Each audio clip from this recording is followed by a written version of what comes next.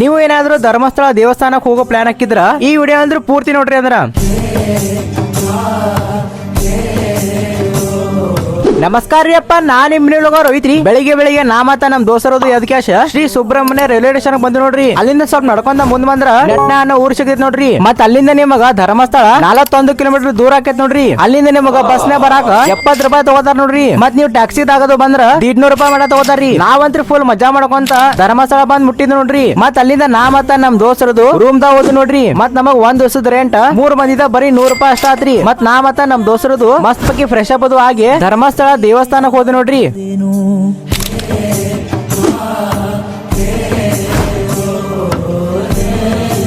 ಮತ್ ನೀವು ಧರ್ಮಸ್ಥಳದಾಗಿಂದ ಅನ್ನ ಪ್ರಸಾದ ಅಂತೂ ಒಟ್ಟೆ ಮಿಸ್ ಮಾಡ್ಕೋಬೇಡ್ರಿ. ಮೊದಲನೇದಾಗಿ ಬ್ಯಾಳಿ ಹುಗ್ಗಿ, ಅದ್ರ ಜೊತೆ ಪಲ್ಯ, ಆಮೇಲೆ ಅನ್ನ ಸಾರು. ಇಂತ ರುಚಿಕರವಾದ ಅನ್ನ ಪ್ರಸಾದ ನಿಮಗ ಬ್ಯಾರೆ ಕಡೆ ಎಲ್ಲ ಸಿಗಲ್ಲ ನೋಡ್ರಿ. ಆಮೇಲೆ ನಾವ್ ಮಸ್ತ್ ಬಗ್ಗೆ ಊಟ ಅದು ಮಾಡ್ಕ್ಯಾಶ ನಾವ್ ಹೋದ್ ನೋಡ್ರಿ ಲಲಿತೋದ್ಯಾನಕ್ಕ. ಇಲ್ಲಿ ನೀವು ಎಲ್ಲಾ ತರ ಫಿಶ್ ಅದು ನೋಡಬಹುದು ನೋಡ್ರಿ. ಮತ್ ಅಲ್ಲಿ ನೀವು ಹಳೆ ಕಾಲದ ವಿಮಾನಗಳು, ಹಳೆ ಕಾಲದ ವಿಂಟೇಜ್ ಕಾರ್ಸ್ ದ ಮ್ಯೂಸಿಯಂ ನೋಡಬಹುದು ನೋಡ್ರಿ. ಮತ್ ನಮಗ್ ಪೂರ್ತಿ ಧರ್ಮಸ್ಥಳ ಅಡ್ಡಾಡ್ಬೇಕಂದ್ರ ಒಂದ್ ದಿನ ಬೇಕು ನೋಡ್ರಿ ನಮಗ. ಮತ್ ನಿಮಗೇನಾದ್ರೆ ವಿಡಿಯೋ ಇಷ್ಟ ಆಗಿದ್ರ ನಮಗೊಂದ್ ಫಾಲೋ ಹೊಡ್ಬೇಡ್ರಿ ಅಂದ್ರ